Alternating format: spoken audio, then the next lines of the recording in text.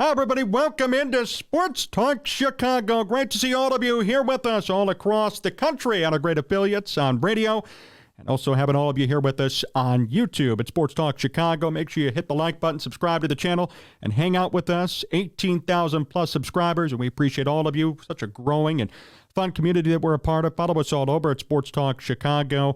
Happy Thanksgiving weekend. And for these first two segments of today's program, we have a legend here in the Sports Talk Chicago universe. He's a great friend of this program. He's actually made the most appearances ever on this show, which I think he might know about that. But he's a sports radio pioneer, sports radio legend, host of The Odds Couple on ESPN 1000, and a contributor to the Barroom Network. Great friend of ours. It's Mike North. Mike, how are you?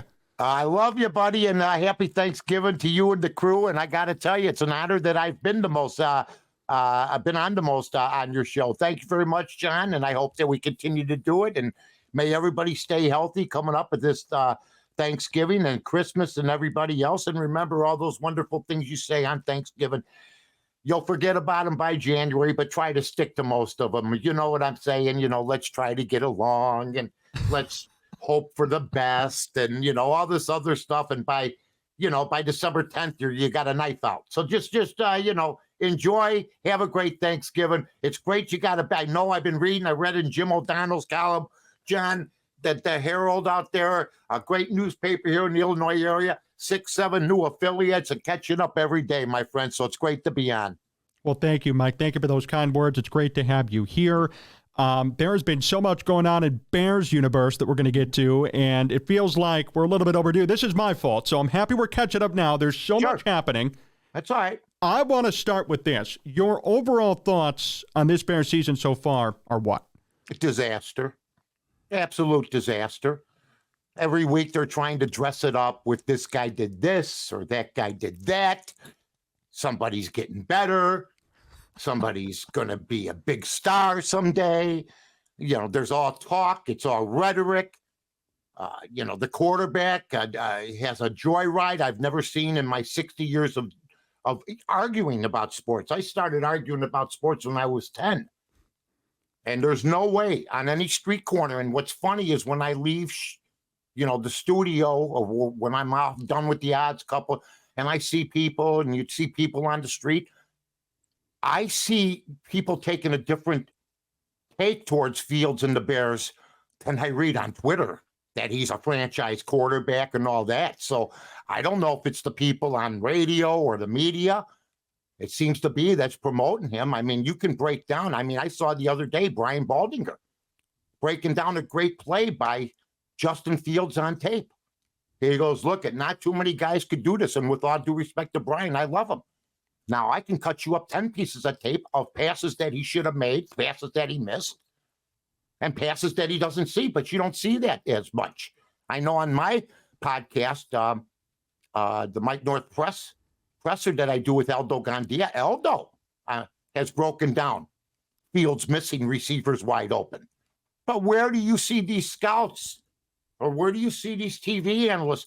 Well, because they're all in the pot for him.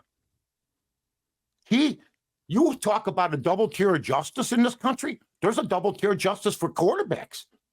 Mitch Trubisky was 29-21 through 64 touchdowns, 37 interceptions. He went to the playoffs twice, won 11-3 one year. And I got to hear he's a bust. And then what's this guy? That's all. I just want an answer. And people tell me, and they'll bring everything. Well, it's the team around him. No, you got DJ Moore. You got capable receivers. You got Komet. You traded Montgomery, but Herbert and his other guys are good. So I'm trying to figure out when's it going to be his fault.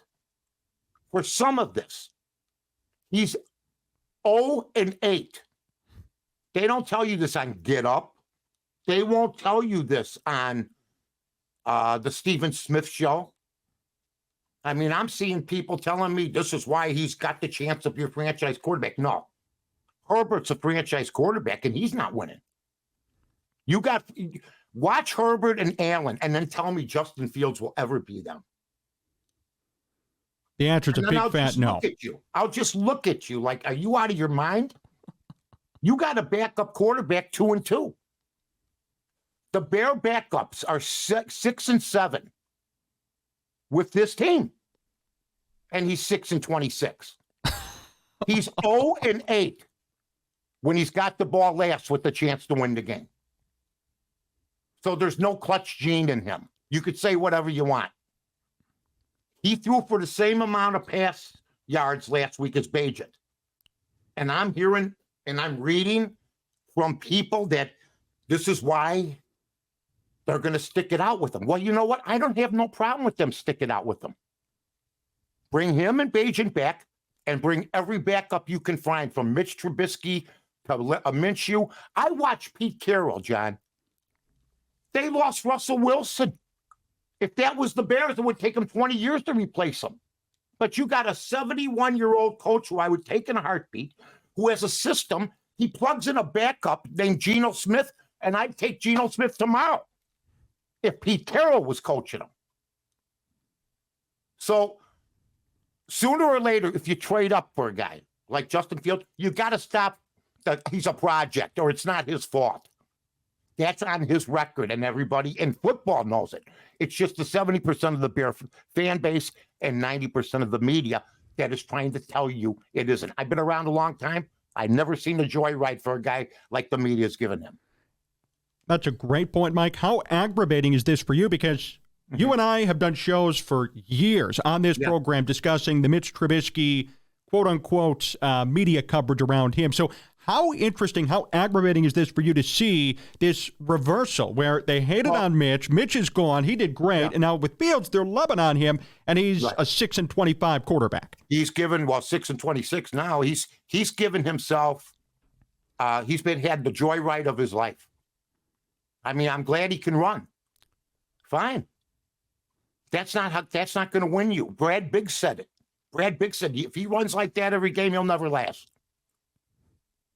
He's not right now at that point where he could come in and be a Herbert. I heard the stuff with Cutler. I've heard it all. Mitch Trubisky was the best. Mitch Trubisky is the best starting quarterback the Bears have had since before Jay Cutler. He was 29-21. Jay was 51-51. 500. This guy won despite Nagy, and then they shoved him along. They brought Fields in for some reason. I didn't like it. So I'm tired of being asked to explain my Mitch stance. Explain your Fields stance to me. And don't give me the pre-draft hype. That's what everybody's going, he's going to be good. Yeah, no. Not yet. Maybe he will. But don't paint a picture and show it to me and say it's in color when it's in black and white. I've been around too long to fall for this bull crap about him being a franchise quarterback. If you really think the Bears will win a Super Bowl with Justin Fields, you're out of your minds. You're all out of your minds, period. And the same with Bagent. At least Bagent's 2-2. How do you go 2-2 with the same team? That's all. These are questions I never hear asked too much. They just say, oh, he's good. I mean, if he was applying for a job on another planet that had a football league, and the grand exalted czar said, come in. It says here you played for the Chicago Bears, and we have an intergalactic football league now that we're going to start on Mars. Why did you go 6-26? Why I didn't go 6-26? It was the guys around me. We didn't have teams that were good, and every coach I had wasn't good. Well, did you bear any responsibility? Well, I felt bad, but the media and everybody covered for me, so I just kept going with it. And, well, how do you explain that the other guy went 29-21? Well, they didn't like him for some reason. I don't know, who knows why they didn't like him, but I guess because they were winning and they, this coaching staff didn't really like him. So he was 29-21, and it says here Mike North was the only guy really that liked him out of like 200 media members in Chicago. Yeah, well, how long's Mike North been around? Well, 32 years. He's, and how about these other people? Well, they've been around a long time too, but Well, how many other quarterbacks did Mike like besides Trubisky? None. And how many did the other people like? Well, some like Foles, some like Dalton, some sort of, love Fields. Foles was a big favorite after the Atlanta game. 90% of the media jumped on for him, sir. But, we don't bring that up too much. I'm just trying to get going. I'm starting to learn the game going into my 4th year next year. Seriously. Right. It's so true. And that's how it would go. Yep.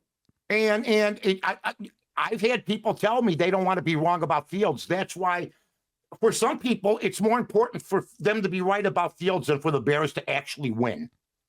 Because I found it odd that not one person, not one, said, well, why don't we stick with Bagent?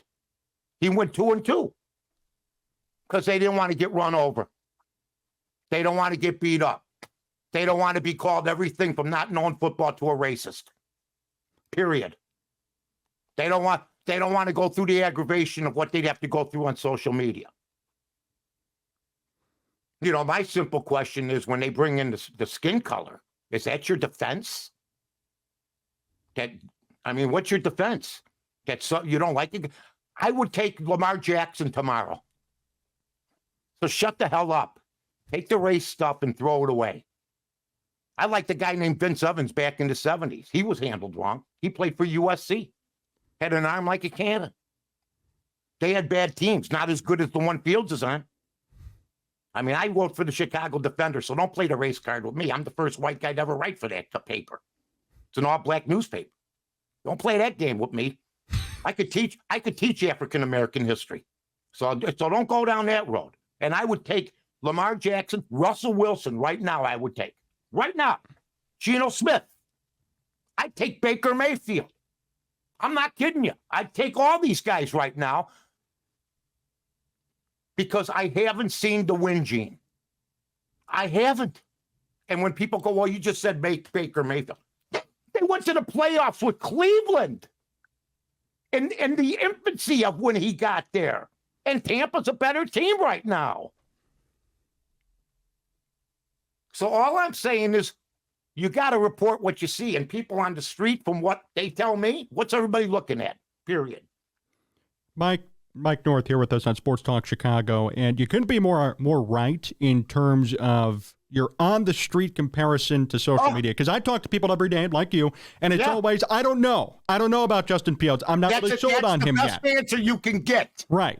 And I respect that because we don't know. But right now we know it's not working. Correct. Exactly. And you hear it from a cross-section of people. Then you get on the media with Dan Orlovsky's and the other people, and they're jumping ship. See, the national people will pick your quarterback. And then when it doesn't work on, they just move on to the next one. I got people actually that love Fields that were already to draft Caleb Williams.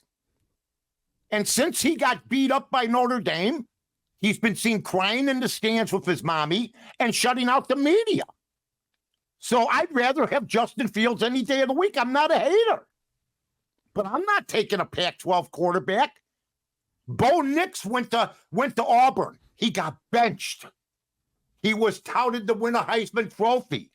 He goes to Oregon, where they play no defense anywhere in that Pac-12, and he throws 6 touchdowns last week. And he's for the Heisman. People, wake up.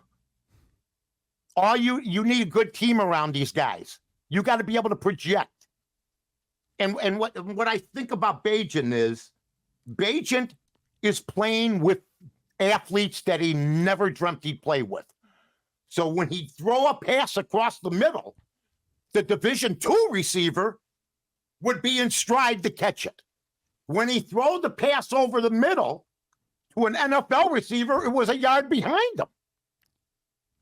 But yet he adjusted and won 2 games. I see Justin Field. He played for Ohio State. He never dreamt he'd play with athletes that were inferior to some of the athletes he played with at Ohio State. Follow along, folks. So now he's throwing balls or having enough time to throw 4 or 5 seconds at Ohio State, where now he's got to get rid of the ball on any NFL team in less than 3, and he can't. And when he does, it's a 5-yarder. And people say, well, Mike, what was he supposed to do the fourth quarter? I get that. Eberflus is not a very good coach. We know this. I think Getsy's got potential. I don't know what happened to the Lamar Jackson package that the Fields people that he put in the first 3 quarters in the fourth quarter. You do that, you're going to win the game. You played careful. You played not to lose. I don't blame Justin Fields for that. He busts his ass. Like I said, you can tell folks I'm not a hater. He busts his ass, but he's not winning. And now he's got a game coming up again. If he plays great, I'll come on this show and say, what a game. I've been fair with the guy. But you got to remember, I didn't want him. And I didn't want Mitch. I wanted Watson. This is soul cleansing for me, John. I want you to know this. Thank you for letting me on before Thanksgiving. That's why we're here, Mike. I haven't shut up for 15 minutes because I got so much stuff under my skin right now about this nonsense. Mitch Trubisky. I didn't want anybody else. Like I said, I'm not explaining anymore.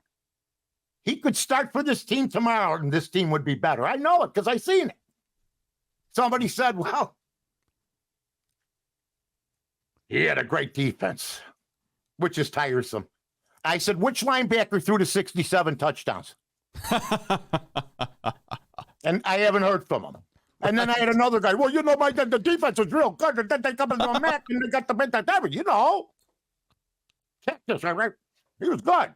And, the defense was good. I just plainly asked them all. Seriously, Mitch Trubisky had 5 fourth-quarter drives and 8 fourth-quarter comebacks for 13. It's let him down a lot the last couple of years, and they made the playoffs because he won 4 out of 5. I don't forget this stuff. And then he was shuttled along. And they would have gone to the Super Bowl, in my opinion, if Parkey makes the kick, and yet Mitch took the blame? Right. Mitch took the blame? Everybody that knows anything about football knows that kid killed us with the field goal. And yet 2 weeks later, after Parkey misses those field goals where we could have gone to the Super Bowl, Mitch is the scapegoat. Oh, we got to get somebody else. We finally find a quarterback, we get rid of him. Now, for people that think that Mitch can't start, that's not my job. Tomlin's had a bad last couple years. They were losing 10-6 last year. You have a guy with 13 fourth-quarter drives or 8 winning drives, and you take him out at halftime of a 10-6 game. Pickett comes in, Green Day lose, and they lose the playoffs by 1 game. Now, guess what? They fire the offensive coordinator, and guess who's next in line to be benched? Pickett. Mm-hmm. Exactly. And somebody said, well, he's on George Hoffman. He says, well, he's on the bench for Pittsburgh. I said, that means they got 2 better quarterbacks at Pittsburgh than we got 1. Don't use the Pittsburgh Steelers as your barometer. They got 6 Super Bowls. They're paying Trubisky $20 million, $8 million up front they gave him to sit down and hold a clipboard and be a good teammate and help this kid because he's been jagged around by them. And they apologized, basically, last year when they yanked him at halftime, like happened to him in Chicago, and said, at the end of the year, they said, we like you. Here's $8 million up front, $20 million for 3 years. He makes more than Justin Fields, folks, and he's the backup, period. Mike, we're going to be right back here on Sports Talk Chicago for segment 2. Don't go anywhere, people. Mike North with us live on Sports Talk Chicago.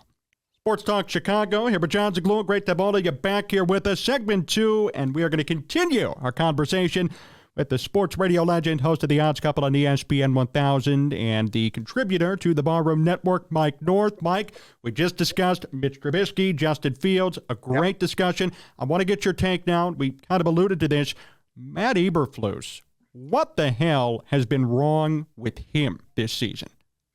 Well, I'd like to address where the hell Bill Polian is. Yes, great point. Well, here's a guy in hiding. He's like Saddam Hussein. He's in a hole somewhere after he picked this whole nonsense, number one.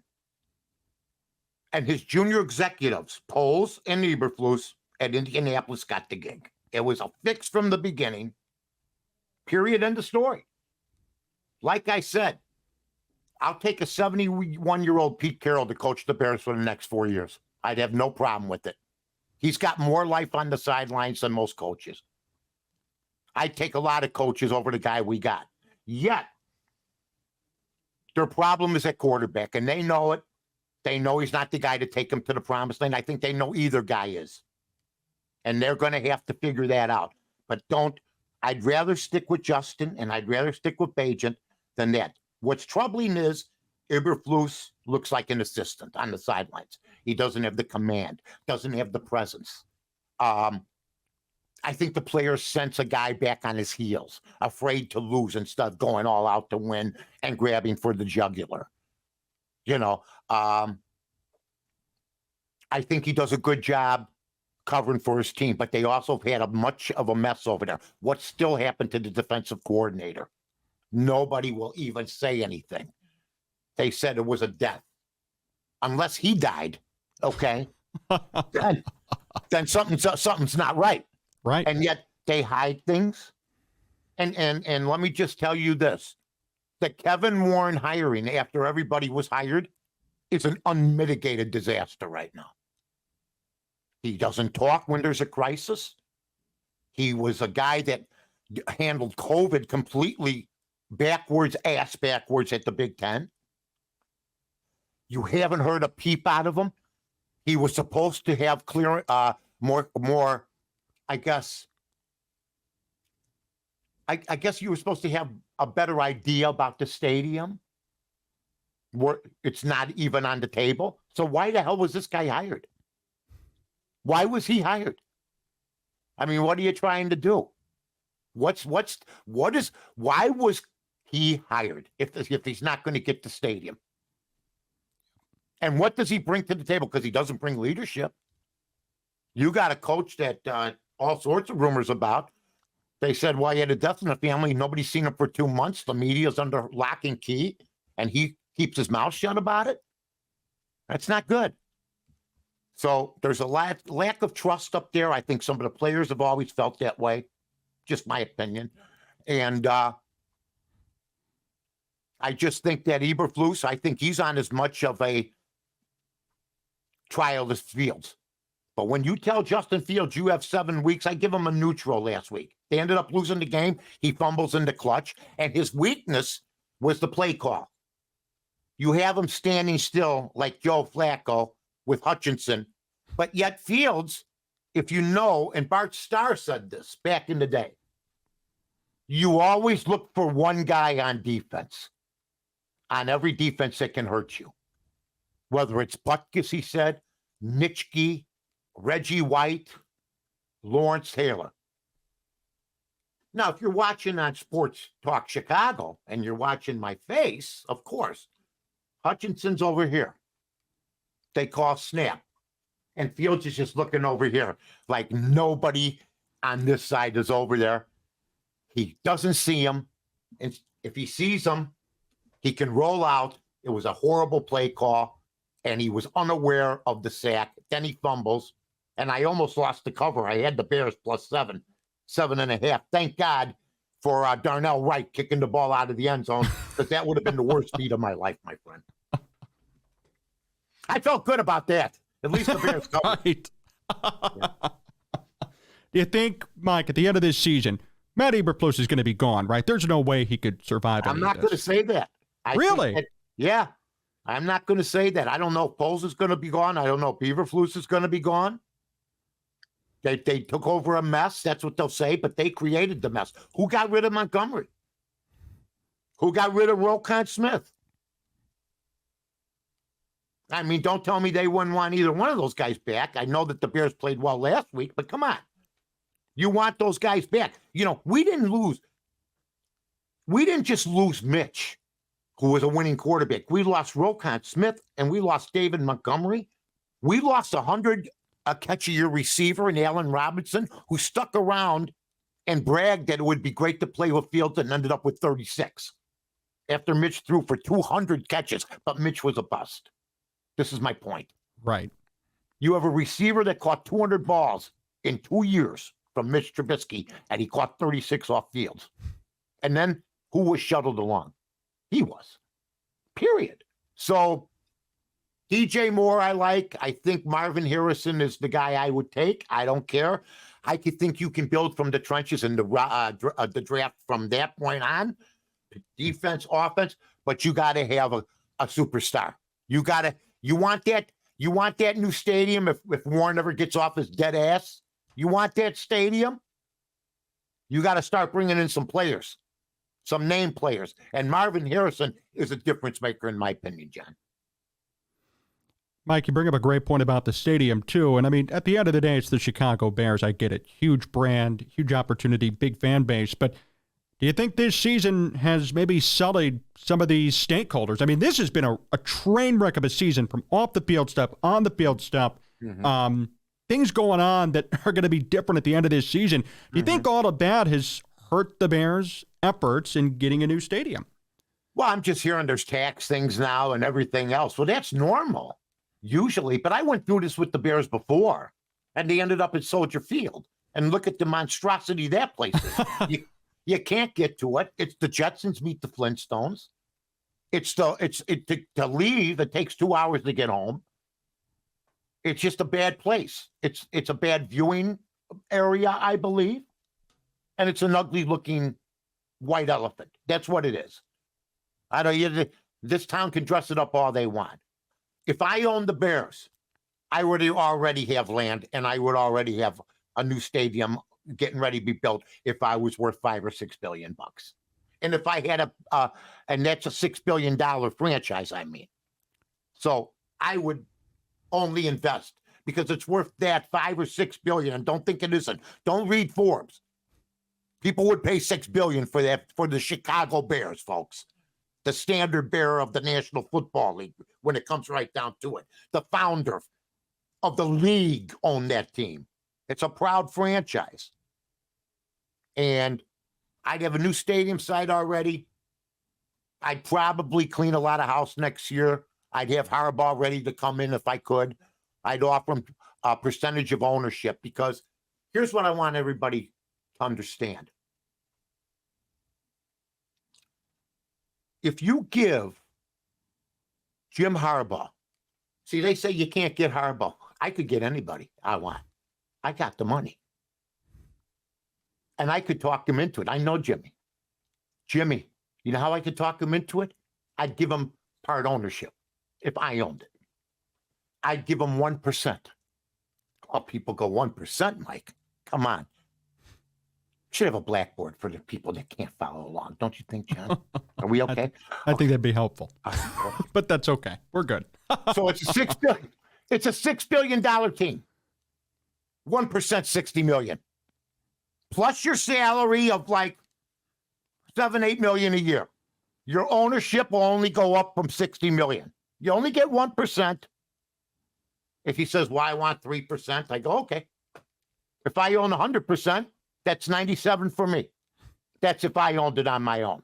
Then I have Harbaugh in place. And then the stadium's being built. Instead, now I'm hearing by the time the stadium's being built, okay, there's a good chance that somebody's going to be saying, and Mike was a good man. He had his problems. Yeah. I mean, we might not get a new stadium till 2035. 2040. De Niro's kid will be a star by then. Forget about it. So I go day by day, John, with this crap. It's a bunch of BS. The stadium is quiet, though. That stadium talk is quiet. And we should have heard something. I couldn't agree more. Mike North still with us here on Sports Talk Chicago. Make sure you follow Mike North, by the way, at North2North on Twitter. Hit him up. North, number 2, North, folks. Come on, I have a funny line every so often. Stick with me. He does. And Mike, before we finish up, want to get into some personal stuff, talk about what's going on with you. Got a couple of minutes left. The Raging Mouth documentary, so that came out with the Bar Room. I know it's on YouTube now. How did that go? That's exciting. Well, it's going for the first 2 episodes, and then Aldo Gandia had health problems. He's had some health problems, and he's undergone a couple surgeries, so we have tabled that for now. It's just like making a movie if the director's not feeling well. But he's back on the mend. But we had planned to finish it all before the Bear season. Now we're busy on the Bar Room with all the Bear stuff. So we're going to keep that on. Thanks for asking, John. We'll reconvene that with the fine folks at Rowell Jewelers after the Bear season, which will end shortly and abruptly as usual. Right. Yeah. And I'm still doing my show. In fact, today, I don't know, it's going to air tonight. We're doing the Thanksgiving Odds Couple edition podcast today, and then it will be played on the weekend and stuff on ESPN 1000. My wife has decided to keep me around, sign me to another 3-year extension. For a while, I was on 1-year extensions. I was a little bit like Mark Grace, but so everything's good. The dog is having fun, and you're doing good. So everybody's healthy, and that's it. The Bears still suck. That's it. Nothing's changed. Right. Man. And I want them to be good. That's their number one thing. I don't care if Fields ends up going 6-0 and somebody goes, see, Mike? I'll go, yeah, okay. I'm wrong for the first time since before Cutler. Okay, good. But you got to show us. Got to show us. What's the worst Bears team you've ever seen? Does this one size up at all? Oh, yeah, as far as the clutch stuff. Yeah, we've had chances to win games in the fourth quarter. The Denver game was a haunting. Yes. That was bad. As bad as this one. So you can't have, that's not an accident. You may have an accident with one, but with 2, games like that. I grew up loving the Bears. I want them to win. I want them to do the right thing. I'm friends with a lot of the former Bears. I'm sure everybody feels the same way, but I've always told the truth. Somebody says, why aren't you on some of these shows? Well, that ain't going to happen because, like my wife told me, you're just too damn honest for your own good sometimes. But that's why I'm still here. I made my bones this way. I'm not going to back off, and I'm not going to let the public intimidate me. I mean, we have teams making decisions based on public pressure. Screw that. If I would have succumbed to public pressure, I wouldn't have ever made it on the radio. He's a bum.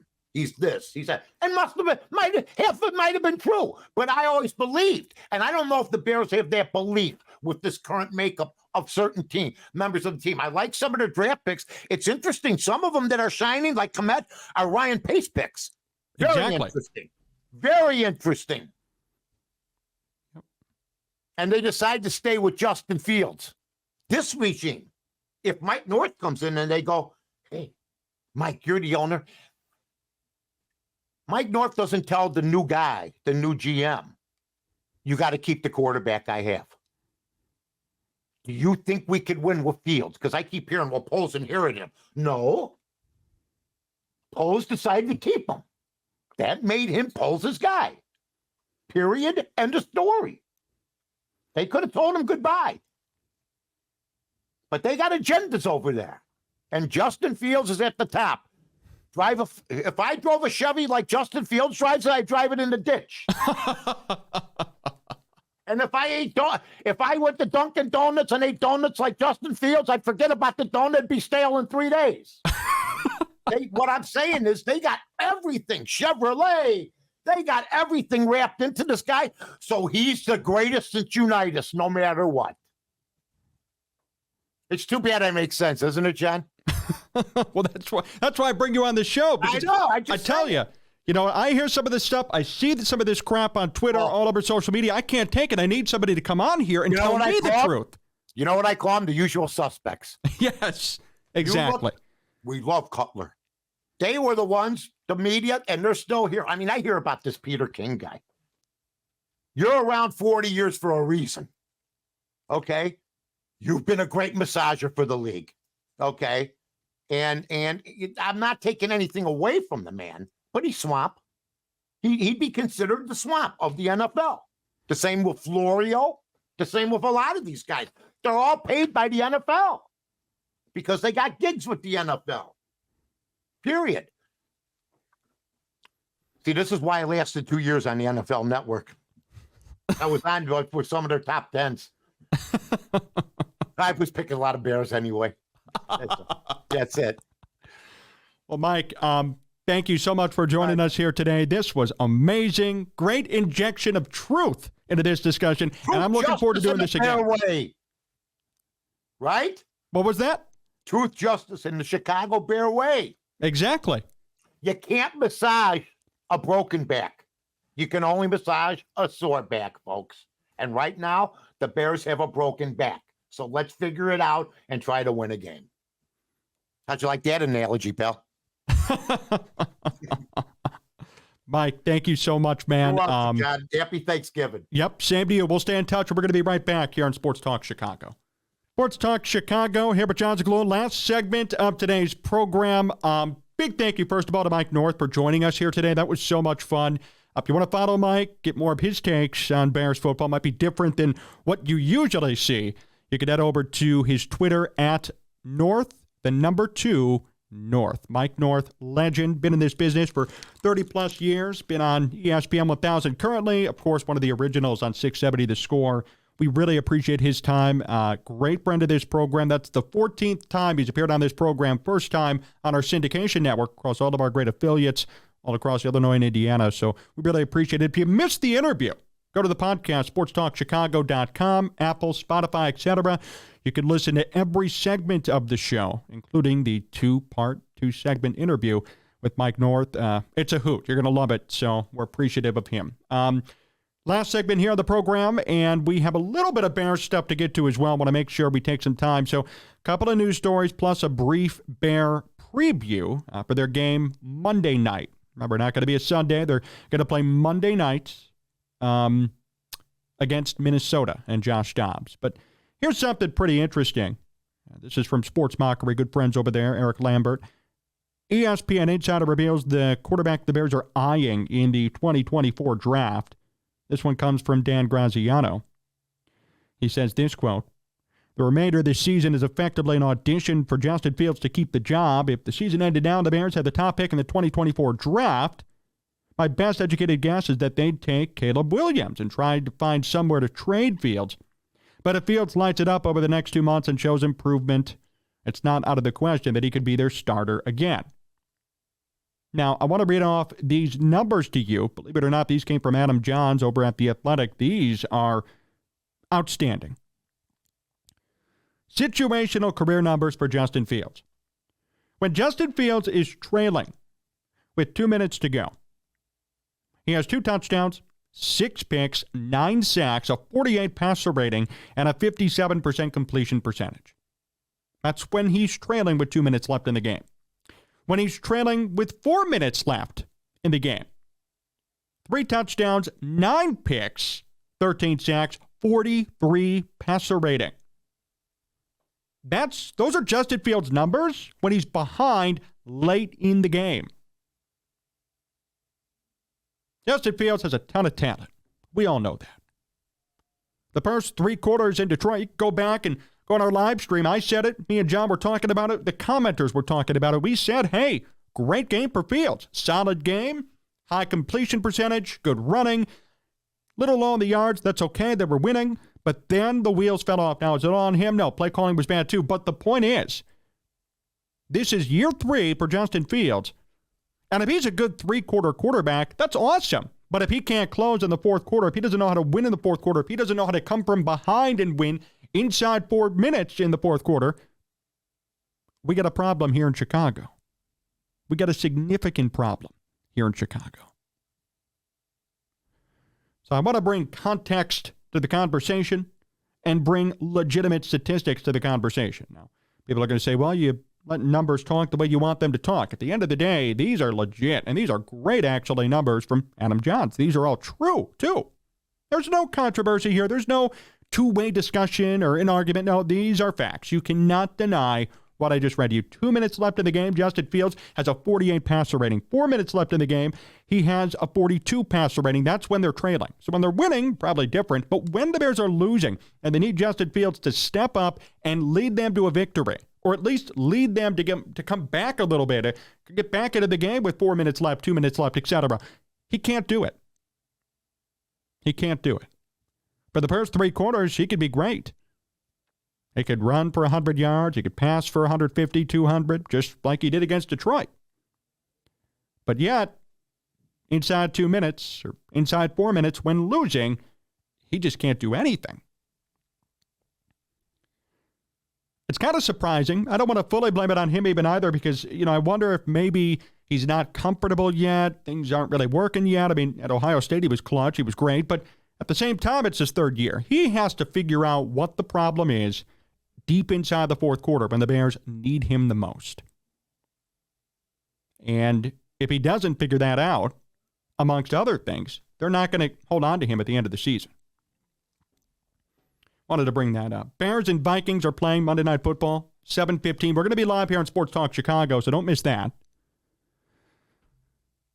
I'm not expecting a Bears win. Josh Dobbs has actually done very well in his limited time in Minnesota. Now, he's not a valid quarterback. I'm not going to be worried about him lighting it up per se, but the Vikings are rolling as of late. And they enter at 6-5. They have a lot to play for. They started off bad. Kirk Cousins done for the year. You assumed, okay, it's over for Minnesota. Not so fast. The Vikings are playing great, to their credit. And Josh Dobbs, somehow, some way, is getting the job done for them. They have the 11th best offense in football, 15th best defense. They're middle of the pack, per se, and they're doing great. Dobbs is a 94 passer rating. And their run game, although it doesn't pop off the screen, it is consistent. They are a team that's committed to running the football all the time. Dobbs could run. Chandler could run. I know Akers is out. And then Madison, the feature back, can run. It's going to be a run-heavy game for Minnesota. If the Bears want any chance to win, they're going to have to find a way to force Josh Dobbs to turn over the football, similar to Goff. I mean, that strategy worked for the Bears. They forced 3 picks from Goff. They were winning, then they blew it. So I'm done picking the Bears. They're going to lose this game. It might be close. I don't think they're going to win. The real question is going to be, how will Justin Fields do in primetime? How will the Bears defend Josh Dobbs? Can they force Dobbs to turn the football over? Can they force Dobbs to make a mistake? That's going to be the question. Can they force him to make a mistake? Because Dobbs, for his career, as many know, this is not a secret. He is not a good quarterback. He's been a journeyman backup for a long time, since 2018. Got an opportunity to play a little bit last year in 2022. And then this year has been the most he's ever played in a season in his entire career. And he was a serviceable guy for Minnesota or for Arizona. Then he got traded. And in Minnesota, so far, he's thriving. 4 touchdowns, 1 pick in 3 games. And a 94 passer rating. Overall in the season, he was an 84.7, but 12 touchdowns, 6 picks. I don't know how to explain him playing well. I think maybe he has some decent personnel and getting a real opportunity for once is certainly helping. Because the Vikings as a team are not horrible. They had a couple of weak spots here and there, but Dobbs has Jordan Addison, who's been standing out since Justin Jefferson has been hurt. Jefferson may or may not be back for this game, depending on late injury reports. T.J. Hawkinson's killing it at tight end. He has 736 yards. He's their leading wide receiver. And at the end of the season, they might have 3,000-yard receivers, believe it or not, even. Even with the quarterback tumult of changing guys and Cousins getting hurt and Dobbs coming in. Frankly, it's impressive, and I give them credit. And then K.J. Osborne is their number 4, still has 400 yards. Osborne's going to be their number 4, probably with 700, 800 yards at season's end. Meanwhile, you got Jefferson, Hawkinson, and Addison, who could all get 1,000 yards. As crazy as that sounds, it's true. So the Bears are going to have their hands full from a secondary perspective in defending all of these big targets. And they're going to have to find a way to stop Minnesota from pounding the ball down their throats in terms of running. It's going to be a tough game. and I don't buy the Bears winning on this. I had to make a prediction today in terms of score. I'm going to actually say Bears lose 21-17. Bears are going to lose this game 21-17. It's going to be close, which is nice for the Bears' sake. Maybe Fields does well, and maybe doesn't blow it in the end. He plays great, and the Bears just lose, and that's going to be a point for him. But as of right now, my guess is 21-17. Bears lose on Monday night.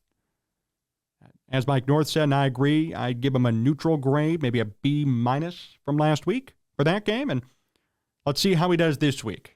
No fourth quarter turnovers is going to be a huge plus in his back pocket. I'm going to be evaluating his fourth quarter performance just as much as the rest of the game, but especially when the Bears are down or when it's close in the fourth, can Justin Fields actually be a competent QB? Because if he can, that's progress. But we need to see it in order to believe it. And that's going to be the problem and the key with this game on Monday night. We're going to be live for it here on Sports Talk Chicago, so make sure you tune in for it and hang out with us for it as well. We're certainly appreciative of that, appreciative of all of you for being here on the live streams every game night on STC on YouTube. Thank you to Mike North for hanging out with us here today. A lot of truth, a lot of good talk, a lot of laughs and fun. It's great for him to make some time for us. Thank you to John Meadows for directing and producing, making sure everything worked out great behind the scenes to set up the interview and get everything rolling. We appreciate all of our great affiliates. We want to take this time and just say how thankful we are for all of them in the spirit, I guess, of Thanksgiving, right? We're certainly appreciative of all of them. We're appreciative of what they do, them putting us on the air and having some fun with them each and every week. We go on the air, all the time, every weekend per week on all these different stations, ACTV and JED TV, Cities 92.9 Talk FM, 105.5 The Ticket, all sports radio station, and WKAN Kankakee. Thank you to all of them for putting us on. Thank you to all of them for accommodating us week in and week out. We look forward to the next show. We look forward to growing these relationships with everyone. You can follow us all over at Sports Talk Chicago. Follow me personally at John Z Sports. Subscribe to the YouTube channel and hit the like button on all of our videos at Sports Talk Chicago.